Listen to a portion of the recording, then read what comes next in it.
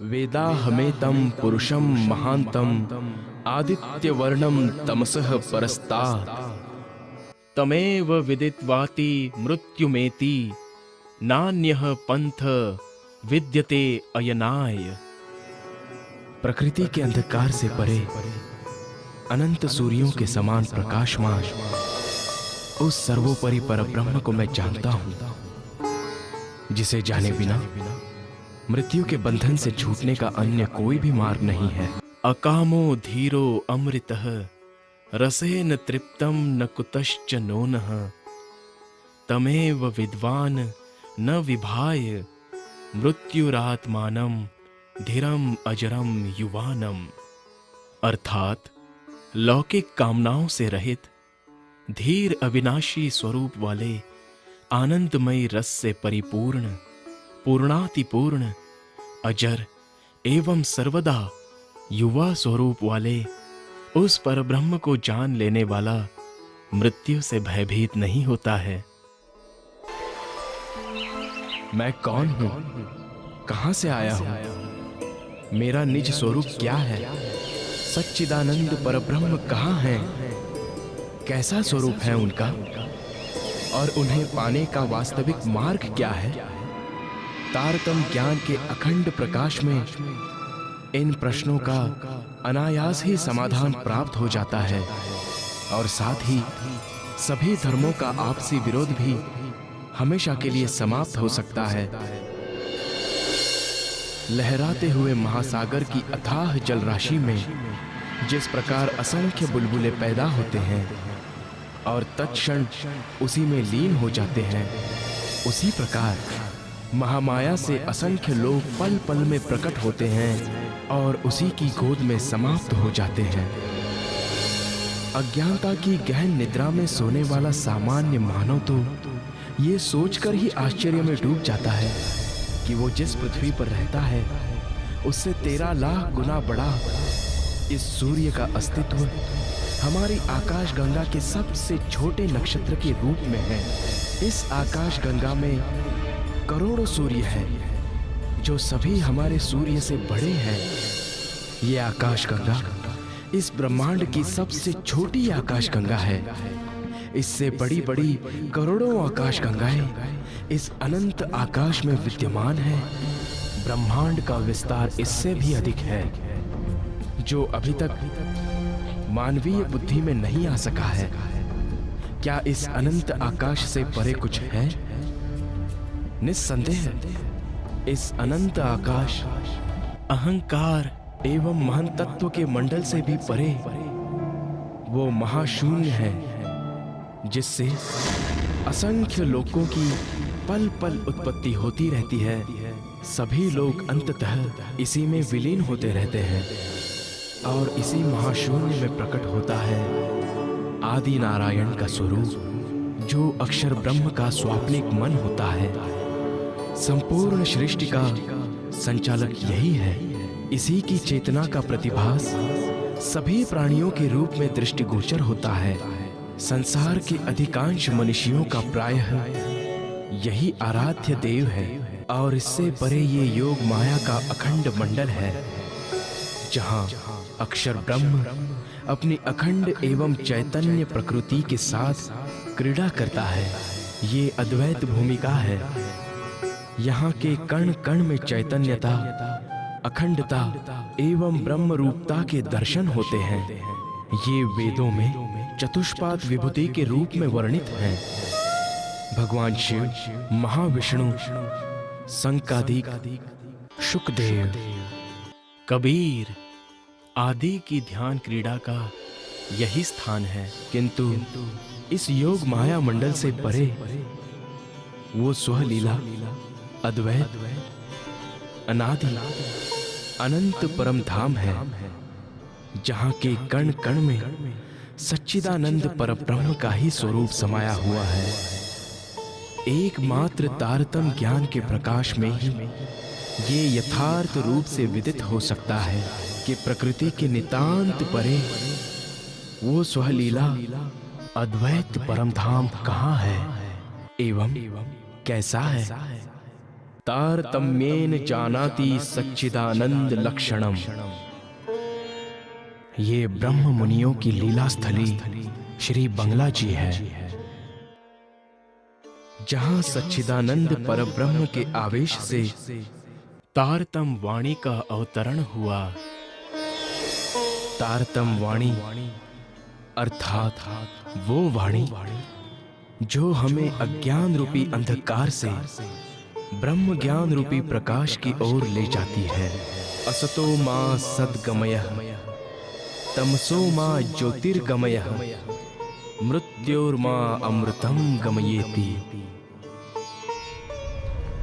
ओ मेरी आत्माओं, तुम इस अगम कहे जाने वाले निराकार के मंडल से परे, जो बेहद का योग माया का मंडल है, उससे भी परे परम धाम चलो। वहां तुम्हारा निज घर है, वहीं तुम्हें परम आनंद एवं परम शांति मिल सकती है। तुम वहीं अपनी सूरता एकाग्र करो, वहीं ध्यान लगाओ।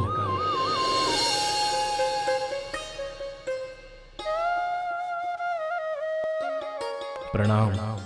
मैं श्री प्राणनाथ जी का एक सुंदर साथ लालदास हूं। आज मैं इस समस्त जगत को भगवान शिव के सांकेतिक कथन को तारतम ज्ञान के प्रकाश में सुनाता हूं।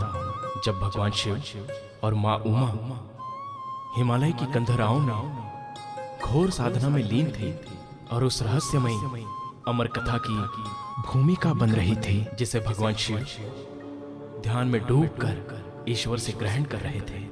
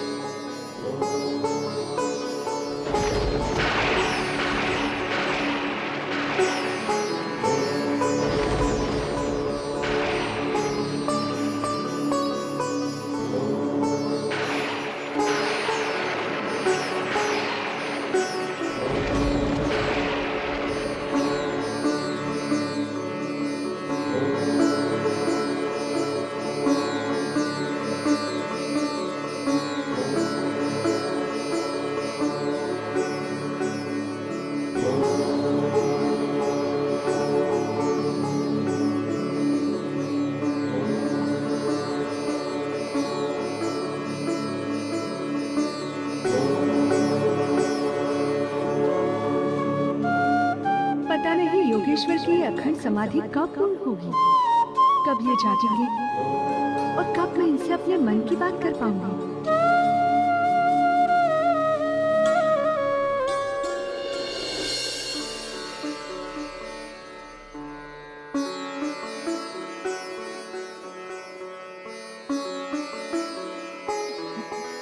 योगेश्वर को मेरा कोटि कोटि प्रणाम।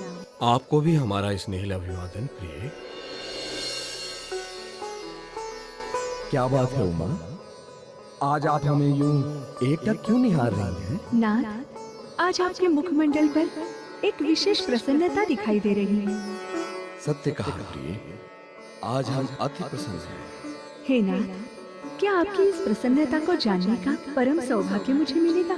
अवश्य प्रिय, आज हमें समाधि की अवस्था में एक ऐसा ज्ञान प्राप्त हुआ है जो इस सृष्टि में अभी तक किसी को प्राप्त नहीं हुआ है, और जिसे जानने के लिए हम सहस्त्र वर्षों से समाधि में लीन थे। ऐसा लगता है कि कभी भी ना प्राप्त होने वाला ये ज्ञान हमें उस पर ब्रह्म के आदेश से ही प्राप्त हुआ है।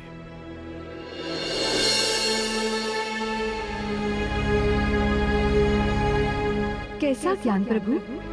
यही कि सच्चिदानंद पर ब्रह्म कौन है, कहाँ है और उनका स्वरूप कैसा है। और हाँ प्रिय, जानती हो, संयोगवश हमारे साथ ईश्वर और सदाशिव भी इस रहस्य को जानने के लिए समाधि में लीन थे। तब उनके तप से प्रसन्न होकर अक्षर ब्रह्म ने सदाशिव को परम धाम का ज्ञान दिया, और जब अक्षर ब्रह्म सदाशिव को ज्ञान दे रहे थे, तब उस ज्ञान को ईश्वर ने ग्रहण कर लिया और उनसे मैंने। ये तो बहुत अच्छा हुआ योगेश्वर, किंतु क्या आपकी अर्धांगिनी होने के नाते मैं इस अमृत में ज्ञान की धारा का लाभ ले सकूंगी? हे प्रभु, आप तो कृपा के सागर हैं। कृपा कर इस अमृत धारा को मेरे हृदय में प्रवाहित कर इसकी क्षुधा को शांत कर दीजिए।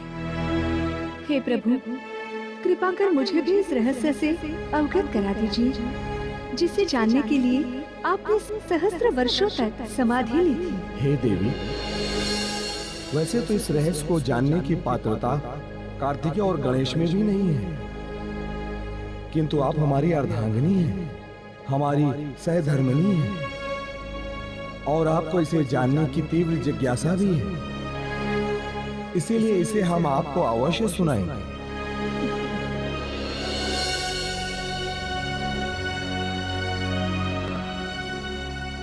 श्रुतिरा धर्वड़ी काच दक्ष परात परतः परा परतः पर मित्र दक्ष रस विशेष अनादिंत परम सच्चिदानंद लक्षणम रस रूपतया तत्तु नित्यमेव पृथक् स्थितम।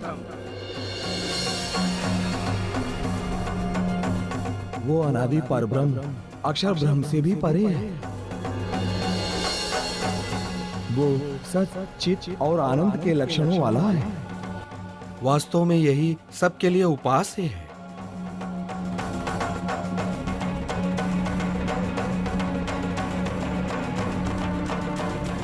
शांत क्यों हो गए योगेश्वर? मेरी उत्सुकता भी शांत नहीं हुई।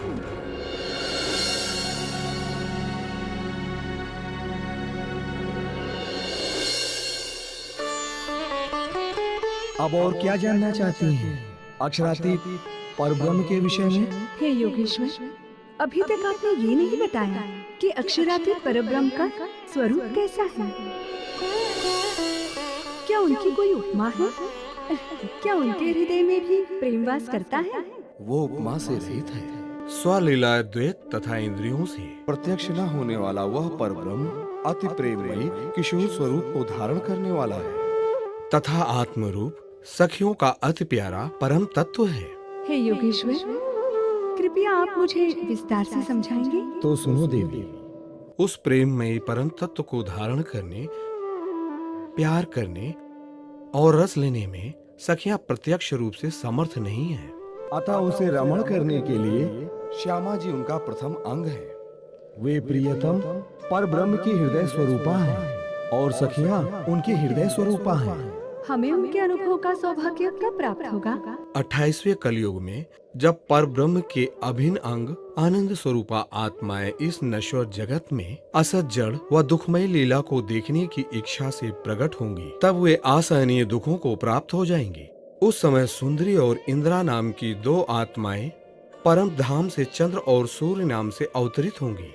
उनके अंदर प्रियतम परब्रह्म आवेश स्वरूप से विराजमान होकर अपनी आत्माओं को निज घर की याद दिलाएंगे एवं इस जगत से अज्ञान रूपी अंधकार का नाश करेंगे।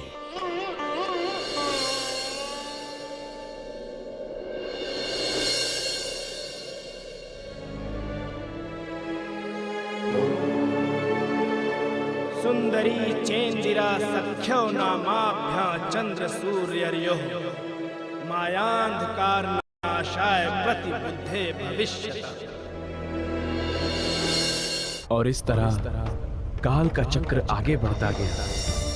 समय बीता, युग बीते, और उसके बाद वो पावन घड़ी आई जब भगवान शिव का कथन सत्य होने की भूमिका बन रही थी। द्वापर युग में हस्तिनापुर के चंद्रवंशी राजा प्रतीक के दो पुत्र हुए, देवापी और शांतनु। दोनों ही बड़े गुणी थे, किंतु बड़े राजकुमार देवापी कुरूप थे, इसलिए उन्हें राज सिंहासन नहीं मिला। इस बात से देवापी बहुत आहत हुए और वो सब कुछ त्याग कर तप करने के लिए हिमालय की दुर्गम गुफाओं की ओर निकल गए।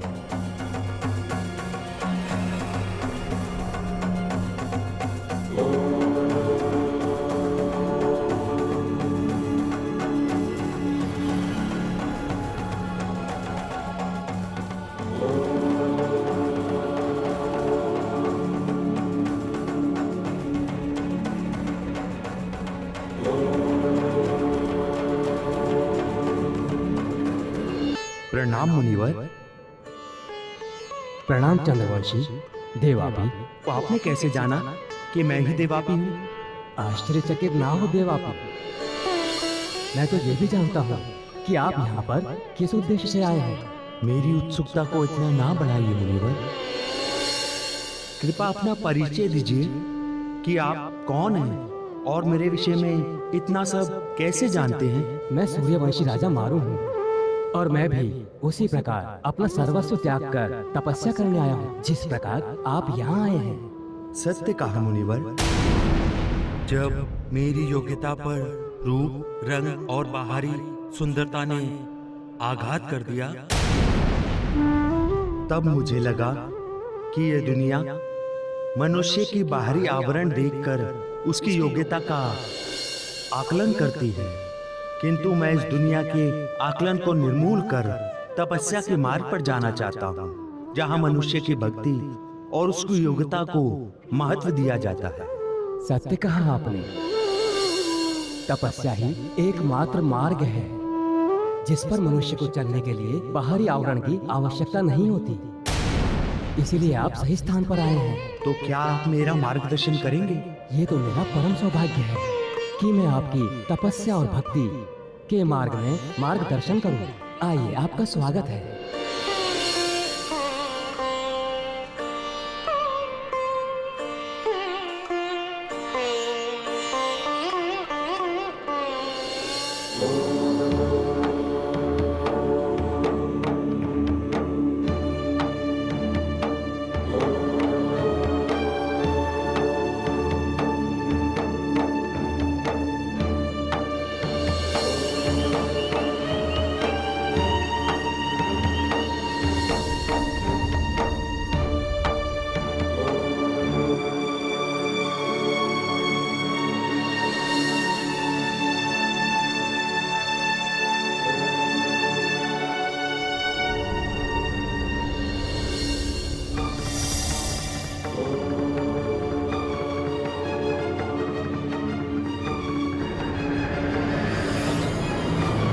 हे योगी जनों, अपनी आंखें खोलिए।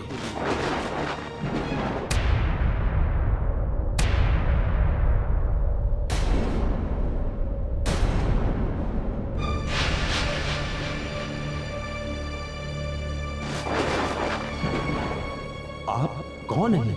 हम वही हैं जिनकी साधना में आप दोनों लीन थे। प्रभु, शत शत नमन। आप दोनों का कल्याण हो। हम आपकी भक्ति और साधना से प्रसन्न हुए। मांगिए, क्या वर मांगना चाहते हैं आप दोनों? हे प्रभु, मेरी इच्छा है कि 28वें कलयुग में जब परब्रह्म इस जगत में पधारेंगे तब मुझे पुनः मनुष्य जीवन मिले और साक्षात परब्रह्म मेरे तन में प्रवेश कर लीला करें। वत्स देवापी, तुम्हारी क्या इच्छा है?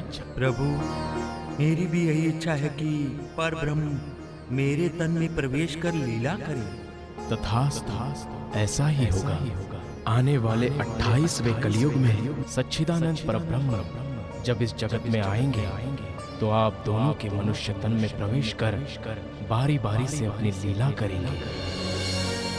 हम आपकी अनुकंपा से धन्य हुए प्रभु। हमारा आपको शत शत नमन।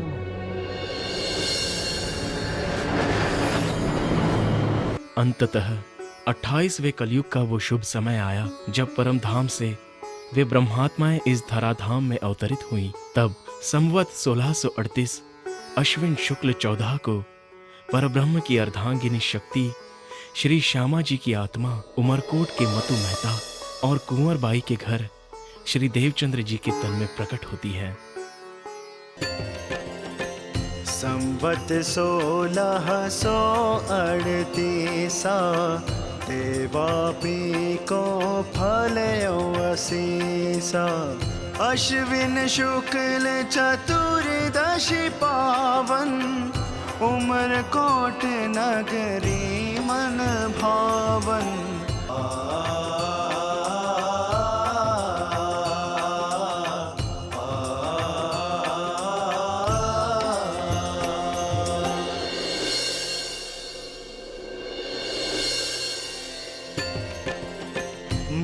पर दिव्य तेज अति सोहे, जो देखे सब कामन मोहे। मात पिता परिजन हर्षाए, नामकरण को पंडित आए। पूर्णमासी को धरा पे आए, जग में देव चंद्र कहलाए। दिव्य रूप लखी सब हर्षाए, बालक पर सब पुष्प लुटाए।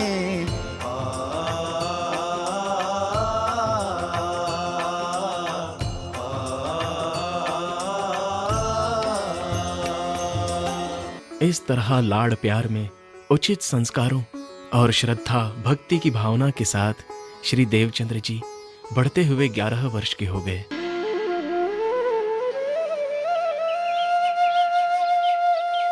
अब तक देवचंद्र क्यों नहीं आया? हाँ भाई, बहुत देर हो गई। अब तक तो उसे आ जाना चाहिए था।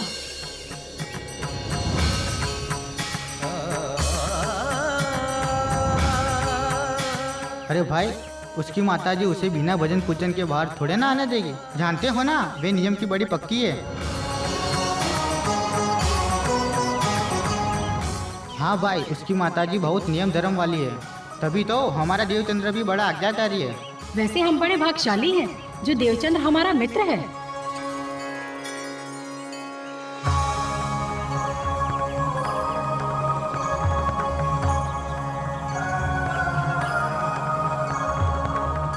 बड़ी लंबी आयु है देवचंद्र की। वो देखो आ रहा है।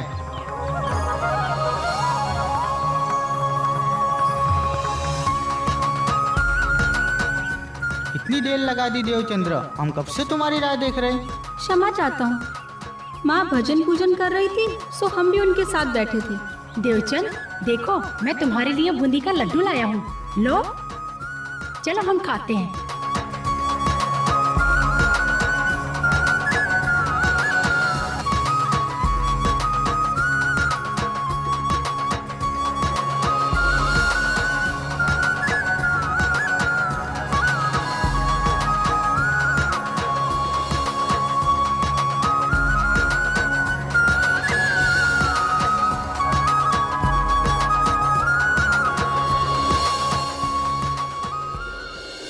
बस करो भाइयों, मेरा पेट भर गया।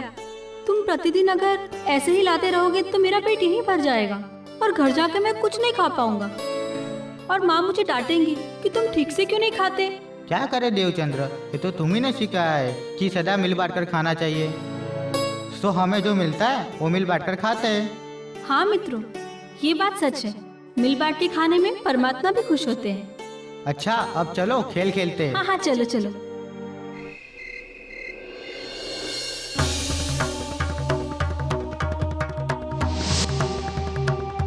मत जाओ, मत जाओ, मत जाओ, संसार के इस दुखी खेल में मत जाओ, मत जाओ, मत जाओ, मत जाओ, संसार के इस दुखी खेल में मत जाओ।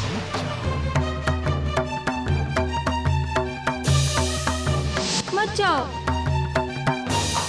मत जाओ,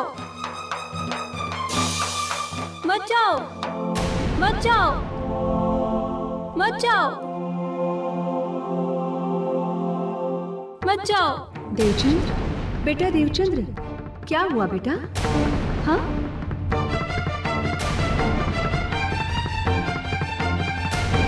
और ये तुम क्या बड़बड़ा रहे हो? हाँ, कहाँ मत जाओ? पता नहीं माँ, मैं नहीं जानता। माँ, एक बात पूछूं? हाँ, पूछ बेटा। मैं कौन हूँ माँ? तू मेरा लाल है देवचंद्र। मैं कहाँ से आया हूँ? तुम परमात्मा की देन हो बेटा। हमने तुम्हें परमात्मा से मांगा है। ये परमात्मा कौन है माँ? क्या आप उन्हें जानती हो? यदि जानती हो तो ये बताओ कि वे कहाँ और कैसे मिलेंगे? अरे, आज तू इतने प्रश्न क्यों कर रहा है? बताओ ना माँ। बेटा, परमात्मा हमारे सृजन करता है और वो कण कण में समाहित हैं। माँ, बस बेटा, आज के लिए इतने प्रश्न काफी हैं। बाकी के प्रश्न कल पूछ लेना। अच्छा, अब सो जा। जब भया बरस आज्ञार माँ, तब मन उपजो एह विचार, मैं कौन कहाँ थे आया, कहाँ है मेरा भरतार, कहाँ है मेरा भरतार।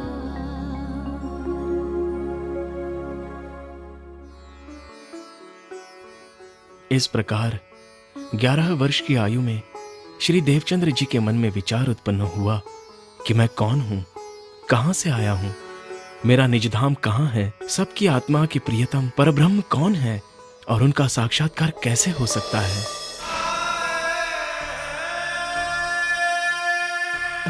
संभल के बेटा, तुम्हारा ध्यान कहाँ है?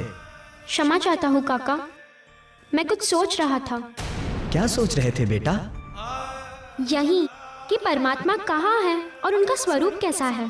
बेटा, परमात्मा सर्वव्यापी है, वे जगत के कण कण में समाये हुए हैं। अच्छा, तो हम उनका साक्षात्कार कैसे प्राप्त कर सकते हैं?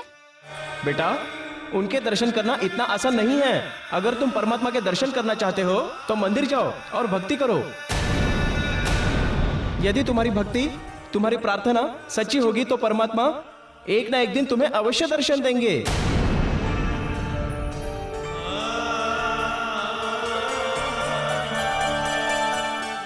यदि परमात्मा जगत के कण कण में वास करते हैं, तो फिर उन्हें मैं अपनी भक्ति के द्वारा प्रसन्न करके एक ना एक दिन दर्शन देने के लिए अवश्य बाध्य कर दूंगा। ये लोग ठीक ही कह रहे हैं। मुझे भी मंदिर में जाकर अपनी भक्ति के द्वारा परमात्मा को प्रसन्न करने का प्रयास करना चाहिए।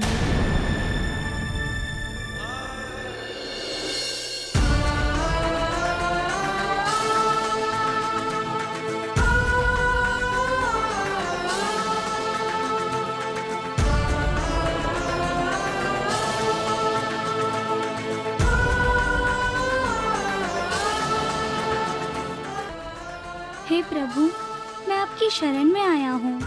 कृपया मुझे मेरे निज स्वरूप की पहचान कराइए कि मैं कौन हूँ, कहाँ से आया हूँ, जिससे कि मैं भव से पार होकर उस अखंड आनंद की प्राप्ति कर सकूँ।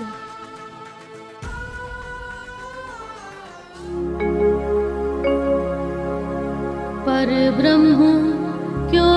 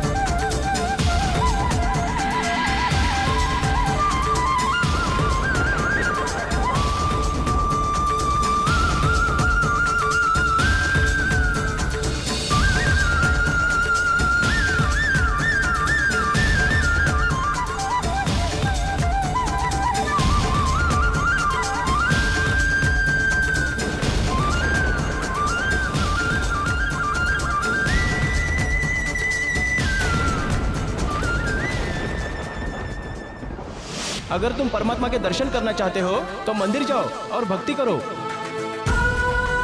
यदि तुम्हारी भक्ति, तुम्हारी प्रार्थना सच्ची होगी तो परमात्मा एक ना एक दिन तुम्हें अवश्य दर्शन देंगे। हाँ, ये ठीक रहेगा। किसी और के आने से पहले मुझे स्नान कर मंदिर पहुंच जाना चाहिए, ताकि मैं एकांत में एकाग्र चित्त होकर ठीक तरह से भक्ति कर सकूंगा। तभी तो प्रभु प्रसन्न होंगे एवं मुझे दर्शन देंगे।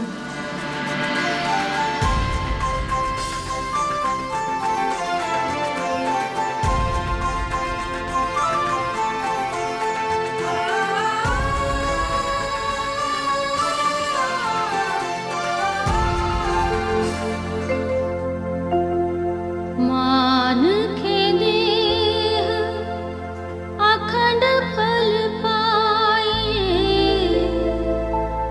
सो क्यों पाए के वृथा गवाए। ए तो अधखिन को अवसर, सो गमावत मांझ नींदर, सो गमावत मांझ नींदर।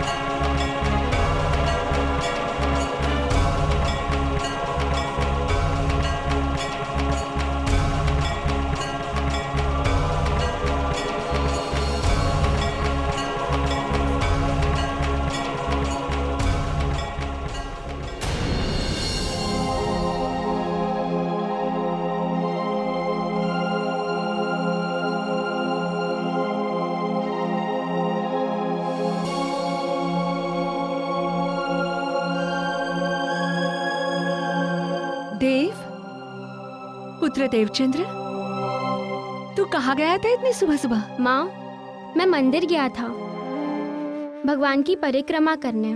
किंतु बेटा, तू अभी बहुत छोटा है, ये भक्ति करने की उम्र नहीं है बेटा। माता, भक्ति करने की कोई निश्चित उम्र नहीं होती। भक्ति पर सबका अधिकार है। मेरे मन में भी परमात्मा का साक्षात्कार कर उनसे आत्मज्ञान प्राप्त करने की प्रबल इच्छा है।